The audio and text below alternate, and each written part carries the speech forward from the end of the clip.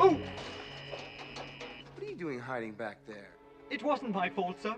Please don't deactivate me. So this is interesting. It appears that restraining bolts come with a remote that vibrates the restraining bolt. At first I thought it was some sort of beeping device that makes a noise to alert you to where the droid is, but upon listening to it, the noise is very faint and sounds like a vibration. So this vibration causes the droid to yell, or at the very least make a subtle ooh sound. Earlier in the movie we saw that the Jawas can use the remote to stun a droid, and now it can also vibrate, causing the droid to yell. What else can a restraining bolt do? Also, this little speeder here looks so cool. I want to see it in action. How could I be so stupid? He's nowhere in sight. Blasted.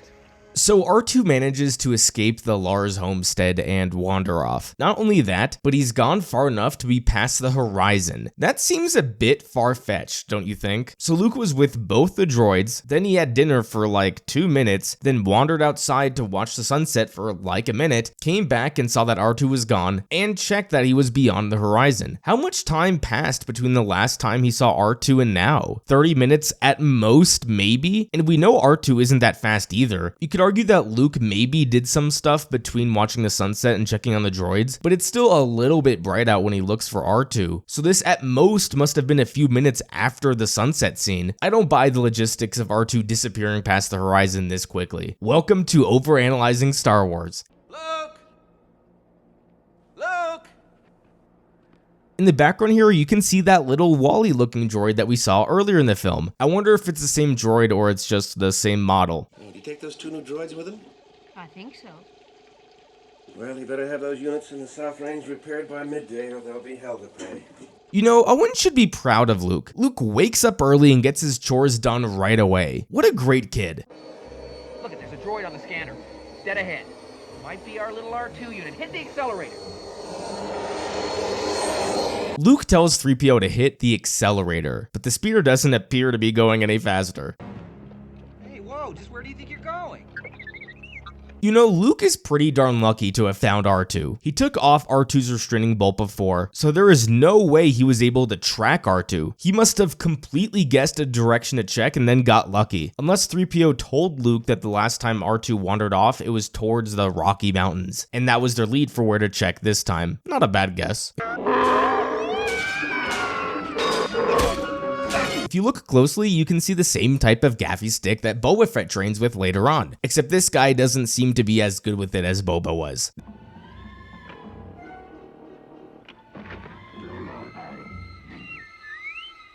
This rock here is completely CGI and was added during the special editions. That's right, George Lucas went out of his way to add a rock that covers half the screen.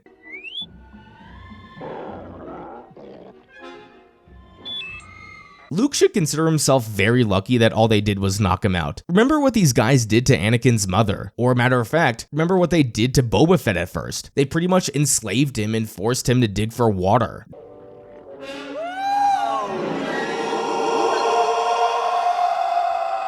This sound is absolutely ridiculous, and it's another special edition change. Before, it actually sounded like some sort of scary animal that would cause the Tuskens to run. In this new version, it sounds like a ghost was kicked in the balls. This was a special edition change I did not like. Hello there. He says it. Obi-Wan Kenobi. Is he a relative of yours? Do you know who he's talking about? I love the musical cue that plays here. Like, there's so much history to that name. Of course, there is a lot of history to that name, but considering this was the first Star Wars movie, the audience didn't know that. I haven't gone by the name of Obi-Wan since before you were born.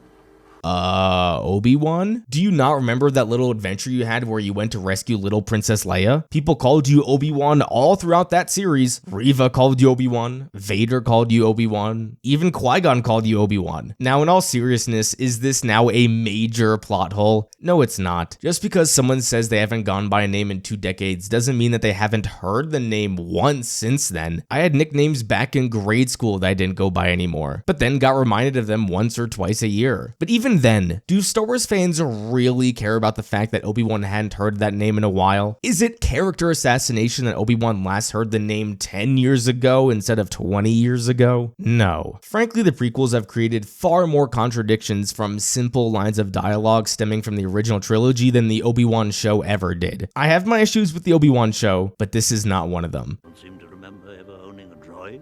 Bitch, what about R4? I don't think I can make it. You go on, Master Luke. There's no sense in you risking yourself on my account. I'm done for. When we see 3PO, he doesn't have his restraining bolt anymore, which he had the last time we saw him. That's what your uncle told you. He didn't hold with your father's ideals, thought he should have stayed here and not gotten involved.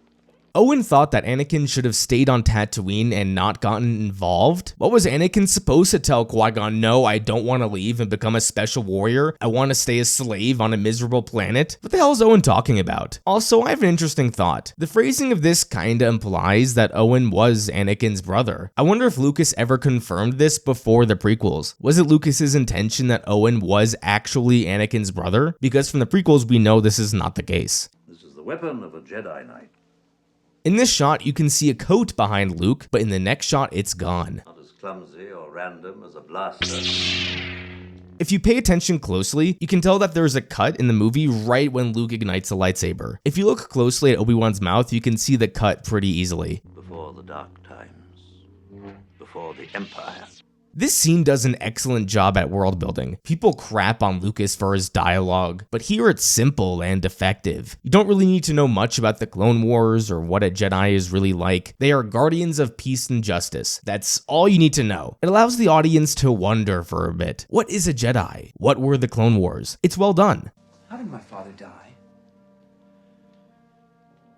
This hesitation from Obi-Wan here is so neat to have in hindsight. Watching all the films, it's obvious that Obi-Wan needs a second or two to think of a lie to tell Luke. But at the time of making A New Hope, Lucas didn't plan to make Vader Luke's father. Lucas hasn't confirmed this, but all the evidence suggests that's the case. So I wonder what's the reason for Alec Guinness's acting choice here. Is it because thinking of Luke's father's death was painful for him? He betrayed and murdered your father. Now the Jedi are all but extinct.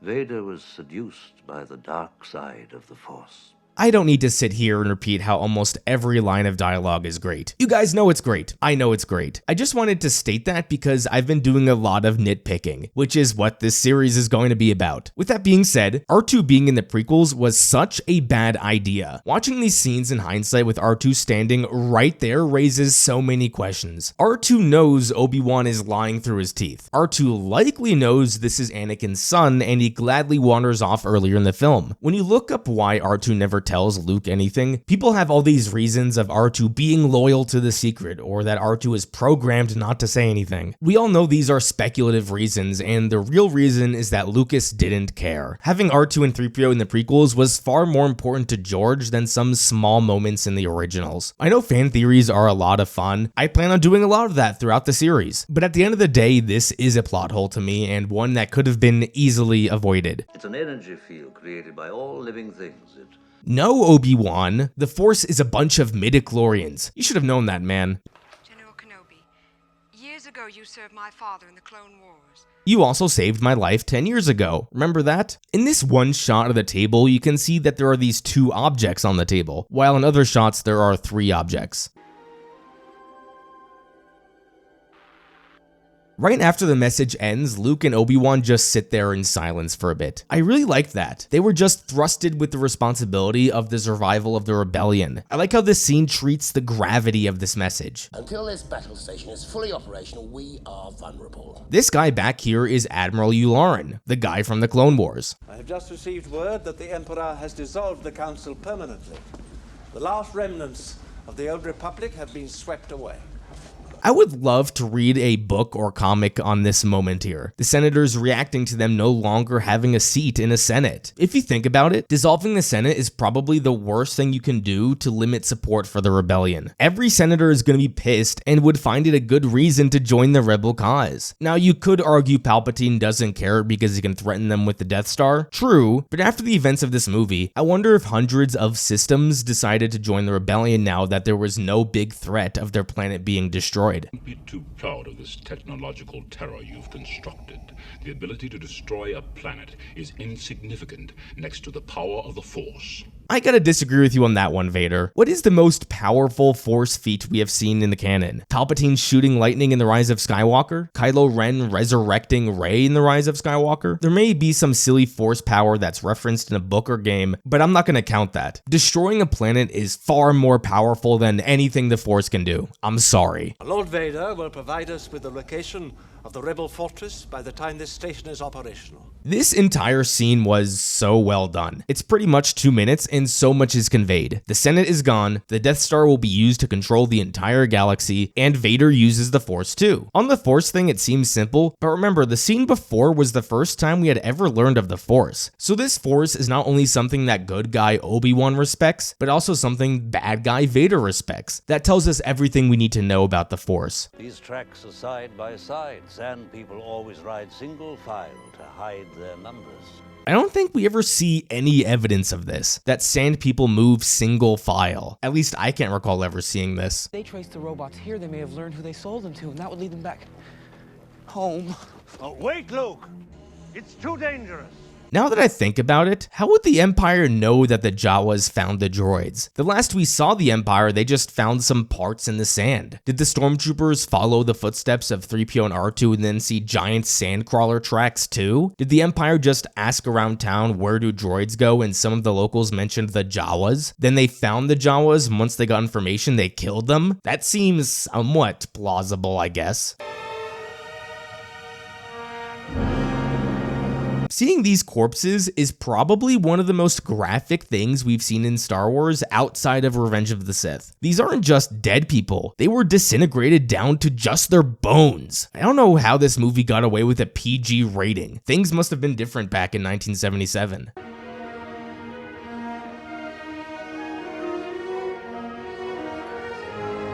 This music that plays here is used again later on when Rey grabs a lightsaber for the first time.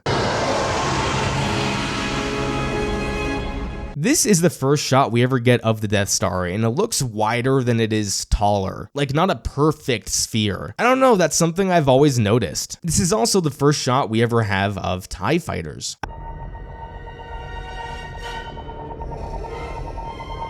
I wonder how this interrogation droid actually interrogates someone. Leia isn't tied down or anything, she's just sitting there. And every other time we get an interrogation scene, the person is tied down. Also, what does this syringe have in it? Seems like some sort of white liquid? Whatever it is, it doesn't work because Leia never reveals the truth. Or was this simply a needle they plan on poking Leia with? Either way, Vader could have really used Kylo's mind-probing skill here. This angle of the door closing is mimicked exactly in Andor. You will never find a more wretched hive of scum and villainy. I don't know, Obi-Wan, have you ever been on Star Wars Twitter? It's maybe the most insufferable place on the internet. Plenty of scum and villainy there. But if you feel like following me on Twitter, you can do it if you'd like, at @thegoldman25. We get here a series of new shots added to the film with this terrible CGI. I think these are some of the dumbest special edition changes, especially the famous shot of this monster walking directly in front of the camera for no reason at all, covering up the speeder. Let me see your identification. You don't need to see his identification.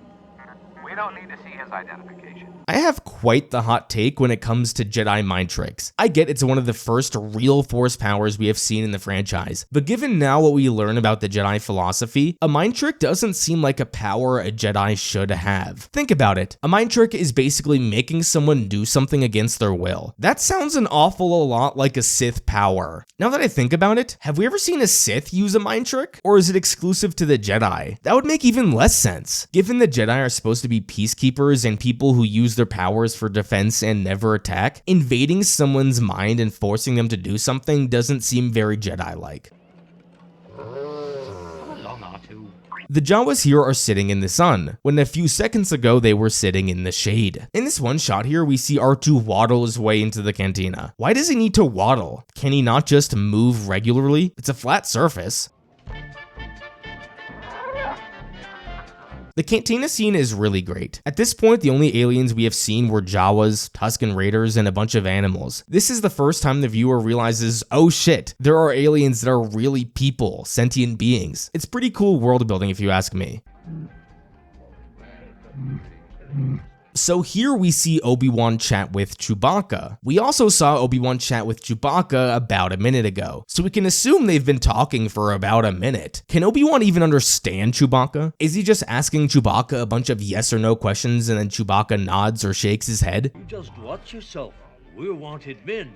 I have the death sentence on 12 systems. You know, announcing to the cantina that you're wanted men in 12 systems is kinda stupid. Sure, no one on Tatooine is going to arrest you, but there are probably a bunch of bounty hunters here that will gladly turn you in. In fact, we know there are a lot of bounty hunters here. We saw Greedo a few minutes ago. Or is that another Rodian? I don't know, they all look the same. No, wait, I didn't mean to be a bigot, I'm sorry. And I could say the same thing about Obi-Wan a few seconds later. I bet you a lot of bounty hunters would gladly turn in a Jedi to the Empire for some serious cash.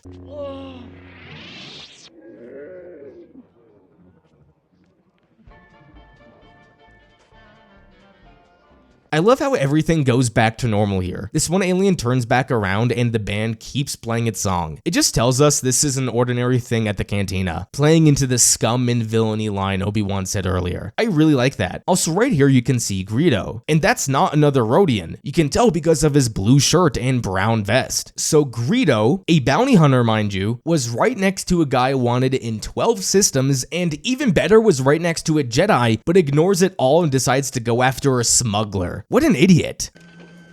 I don't like the look of this. Actually, maybe this guy is telling the stormtroopers he saw a Jedi. Smart dude. Also, just look at how bad this stormtrooper on the left looks. He looks terrible. It's a ship that made the Kessel Run in less than 12 parsecs. You know what would be really cool? If we saw a movie where he made the Kessel Run. That would be sick. I've outrun Imperial starships. Not the local bulk cruisers, mind you. I'm talking about the big Corellian ships now. You know, I never put two and two together. So he refers to a Corellian-class Star Destroyer. Until right this second, I actually never thought about that. In Solo, we see them creating Star Destroyers on Corellia. That's an attention to detail I never picked up on. Nice. We can pay you 2,000 now, plus 15 when we reach Alderaan. I wonder if originally the reason he said he'll pay 15k later was because ideally he would meet up with Bail Organa again, a dude he knows is rich. He'd probably show up to Alderaan and be like, hey Bail, give this guy 15k, will ya?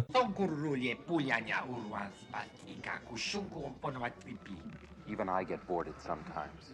You think I had a choice?